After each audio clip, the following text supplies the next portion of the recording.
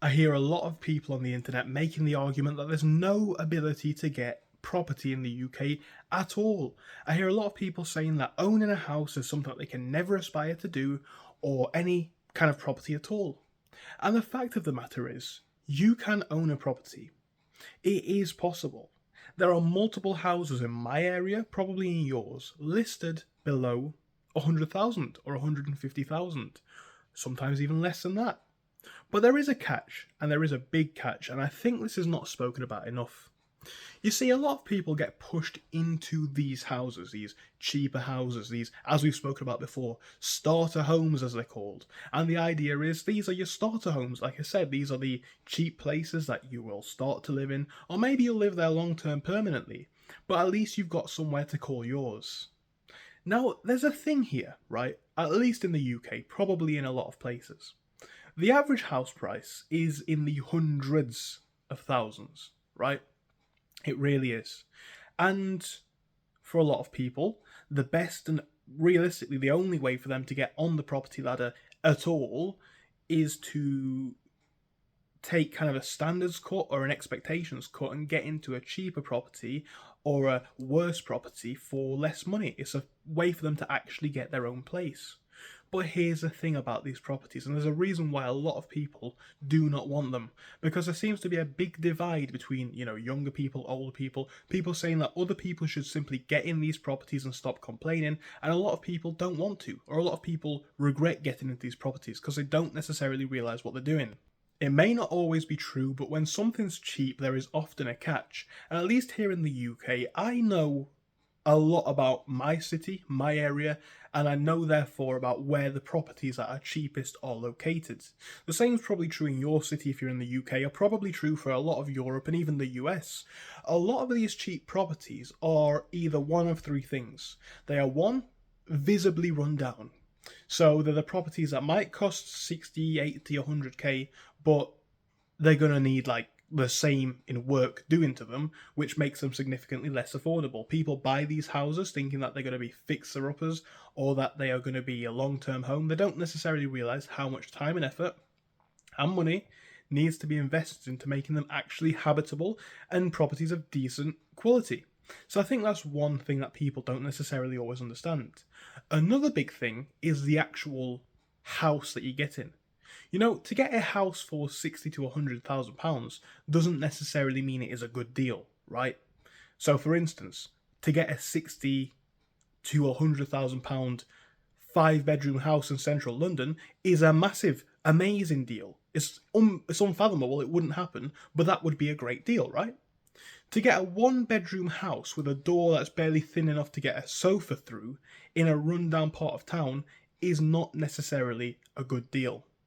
And I think the reason why people are even willing to buy these properties in the first place is because a lot of houses are that expensive that the idea of actually owning a relatively okay house where you'd want to live is off the tables. So again, when we live in a society, as I've said before, come at me in the comment section if you think I'm wrong about this point. When we live in a consumerist society, as we do, the idea of the game is consume, consume, consume, take in as much stuff, spend money on getting in debt for a mortgage, rack up interest, get in debt for student loans, etc. Consume is the aim of the game. People are told that they need to buy a house. And because people are told that they need to buy a house, they're willing to pay more for a worse property. Now, the third reason, because I didn't forget there was a third reason, that people necessarily may not want to or may buy these properties is because they don't realise where they're getting them, right? So again, in my hometown, the properties are either in one of two sort of settings. Number one is that they are very far out from anything that you'd want to be near. Maybe they're on their own little estate, maybe they're near an industrial estate, or a lot of the time they're actually in areas that are genuinely bad. Now, I know a lot of people might say, well, you need to man up and look. I've lived in some of these areas before, right? And I'm not saying it to brag, I'm not saying it as a bad thing. I've had the life experiences I've had, I'm not bragging, I'm not sad about it. It's just the truth. I've lived in some of these areas, and after my whole life, I don't think that there is anything such as a no-go zone. I've heard that before. You can go anywhere, but it doesn't mean you'd always want to. If you buy a cheap house in a rough part of town, here in the UK at least, or at least in my city, and probably for a lot of big cities in the UK, you are going to face more crime. more trouble. You will probably have to worry about your children more. Your neighbours may not be as pleasant as you may like. And this is just the reality of it, right?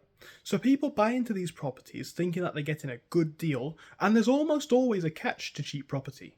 Now, maybe you're in a place where this is not the case. Maybe it's a small village or a dead town that no one wants to live in. That is in itself another catch, in my opinion.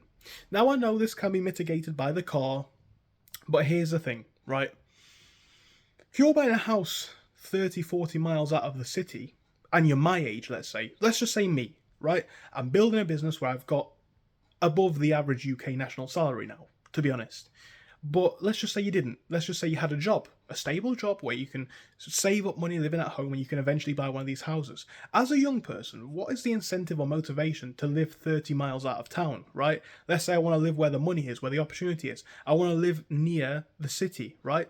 If I live in Manchester, I want to live near Manchester city centre, or where the offices are, or where the businesses are. If I live in London, I might want to live, near the financial district, etc., etc. Now, I know some people might say that is an unfathomable dream for someone starting off their career, and maybe I'm wrong, maybe I'm right, I don't know. But this is the point.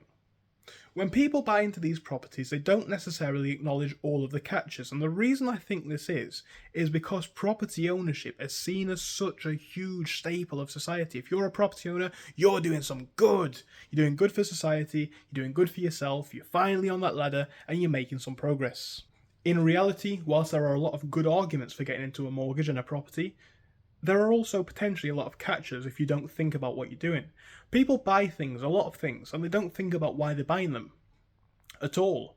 People buy cars on finance. They don't think about if they actually need a £60,000 car. They buy properties. And they don't think about, number one, if they want a property, number two, if they want a property in that sort of town, and number three, what sort of opportunities that will create or deny, right?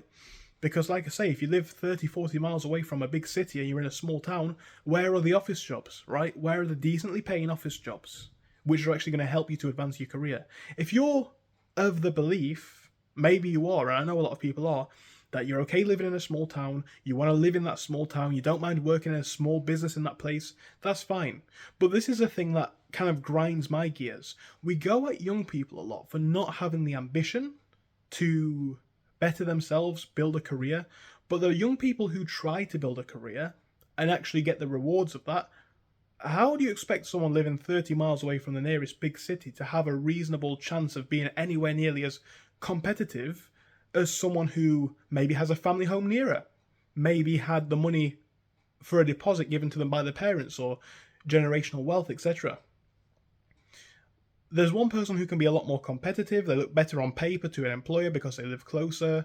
They have more reliable, probably, links, because bear in mind, if you live 2-3 towns away, that is either like an hour drive in a lot of places, or potentially, 2 trains? 1 long train? 2 buses? A bus?